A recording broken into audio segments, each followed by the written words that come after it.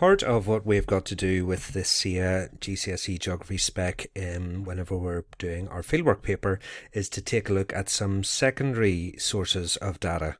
So what I'm going to show you here is how I'm using the GIS, ArcGIS, in order to help us to fulfill that requirement. But so much more than that, this is going to help the students to really get a sense of this river. They're going to be able to turn on various layers to explore some of the features and the characteristics of the river. And indeed, we're going to be able to use some of the information that students collected last year using GIS to help them to have, if you'll excuse the pun, a dry run at having a go at this field trip. Now, particularly at this time, whenever social distancing means that we can't go on field work, it's very, very important here that my students get a sense of this river as much as they possibly can. Geography is a spatialized, contextualized subject. We don't just study rivers in general. We study rivers in a landscape. So what I want to show through this is how the GIS software can really help us to engage with that and give the pupils a real sense of place. Now, how I'm doing this is the second time I've done it out like this, particularly whenever we're doing this as a kind of blended learning approach when the students aren't in class in front of me, is to guide them through step by step using this Google Slides. They'll get their own version of it, and each one is broken down into a series of instructions for them to follow. The idea behind this is to try and break each stage down into small, achievable chunks, with the format being the same in each slide so that they get used to that, taking them through to different parts of the actual GIS map. I'll take you on there in a moment and let you see it, giving one or two questions and getting them to write their answers down. Each slide guides them through step by step what they've got to do. So let's have a look at some of the things that the GIS can help you with this one. We'll jump in here to this particular slide here, which is all about land use. So you can see here that they're asked to turn on the layer of land use and describe the land use using this key. So if we go in here, here's the overview of the GIS map they're going to be using. This main river here is the River Lagan flowing through Belfast. This is the Colin River where we do our fieldwork. This is a tributary feeding down into the Lagan, and we do our fieldwork in this little section. So I've asked them to turn on the land use layer. They are used to using GIS maps, so I don't need to take them through the mechanics of it, but it is very straightforward. You only need to come over here, check that box, and lo and behold, land use appears. Now you can turn on the legend. The legend is a little bit overwhelming, which is why I haven't asked them to do that in this case. I've provided it for them here. So you have to go to bookmark 2 at the source of the river. The bookmarks are found here, the source. That zooms us in here. We've turned on that layer for land use, and we've got the key, and the question is to describe the land use at the source of the river using the key. So they can toggle between those two, and they can see that that's pretty clearly some of those natural grasslands and moors and heathlands, and they can put their answer down there. The second thing is this, they really enjoy using the measure tool. Again, this gives them a chance to interact with this and get a sense of the scale of this. Use the measure tool to measure the length of the river from the source to where it starts to go into the forest. So they're using the key, so they'll have to go back in here and realise, right, it's that more kind of fluorescent-y green, which is the forest. So from the source, if I zoom out just a little bit, from the source down here, that's the distance.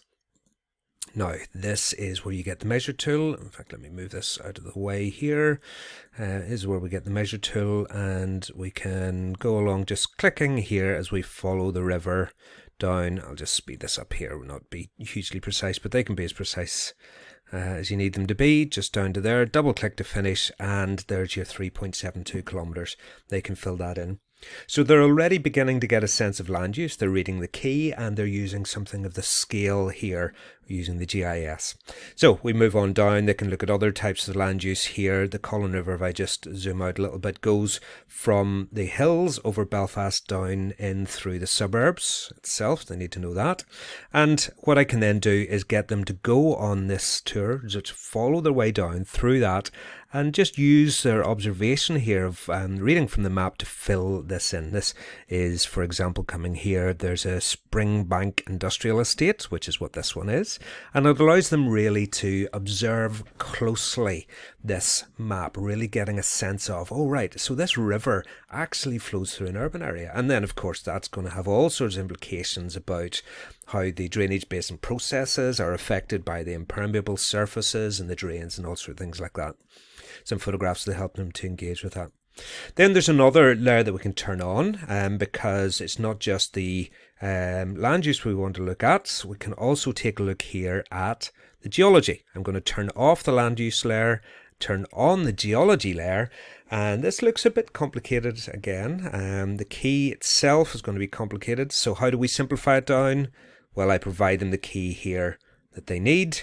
And we go to bookmark 5, which is up at the source. So I'm just really guiding them through bit by bit. And all of a sudden that complexity becomes simpler. Ah, right, that's a pretty bright pink. Ah, that's your basalts. And they can go down the different stages, geology, moving down, using just the bookmarks to navigate down. You can see here that you go from basalt, and actually there's a fault that runs down here. You can see the fault that's coming through here. That's why the river erodes at this particular location. And the basalt, which is the most recent layer of geology here, the river cuts down through it from the igneous rock into some of the sedimentary rock below. First of all, into your limestones, and then if we go further on down again into your mudstones here. So they get a sense of the geology of the river moving down as well. But not only that, because we're not able to take these students out to collect data, what I want them to do is get a sense of what it was actually like to collect data from this. And we were able to use some of last year's survey results from the students. They used an app on their phone called Survey 123, which allows you to design a data collection thing, very similar to Google Forms, that kind of idea. But it geotags the location. That's the crucial thing. And you can then import that data into the GIS map. So the next thing really gets them to use some of this year 11 Collin River data from the previous years. Now I'm guiding them through step by step how to go and select these, because I'm really wanting them to develop some of their skills. So zoom out a little bit here for this one. I'm going to turn that layer off, that layer on, and you'll see the circles appear. So I'm going to guide them through how to select those and turn those circles on. That's what this is all about, because I want them to develop their skills with that. And then we can get into the process of data collection. Because if I click on any one of these circles, you will see the data that was collected in that or by those students. We've got the data on the width, the average depth there, and the average velocity there, and a description of the data, the area itself. So what I'm going to get the students to do is simply go through those to fill those in for width, average depth, average velocity, and of course they can do the distance from the source. That's very, very simple because they know how to use the measure tool. You just again go back on here to your measure tool. You go from the source down here to this one, double click, and 1.14 kilometers. And they can fill all of that information in. What do you want them to do next? Well, of course, having got that data, you'll want them to describe it. Now, you can present it in a graph, and they will be drawing a hand-drawn graph because that's what the exam requires. Yes, they are still hand-drawing graphs in exams. I long for the day when we can build in proper GIS to the examination process within geography. It will come eventually. We're not quite there yet. So they will have to, for the exam, hand draw the graph, but here they can just use the data that they've collected, the proportional circles there, and they can describe what happens. You will then, of course, want them to explain their findings, what has happened with that one.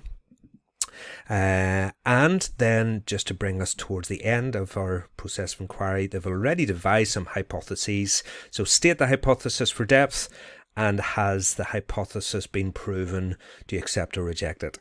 And what we can see through this, actually, although this is part of officially the planning for their geographical process of inquiry, through this planning exercise, they have collected some data, we've presented it on the map, they have analysed and interpreted it, and they have drawn some conclusions. So simply by using this GIS, I'm able to bring them through a significant proportion of that geographical process inquiry. Now, that's a very useful exercise for them to do even if they're going out to conduct the fieldwork, but particularly in these times when we can't take them out, this is crucially important for them to get a real sense through that GIS of what this river is actually like, and to turn it from just a theoretical what happens to a river as you move downstream to, oh yes, the Colin River, that river that flows off the top of the mountain down through the glen into the River Lagan. Ah, yeah, now I know what this river does, and I know what this river is like, and I know what's unique about this river.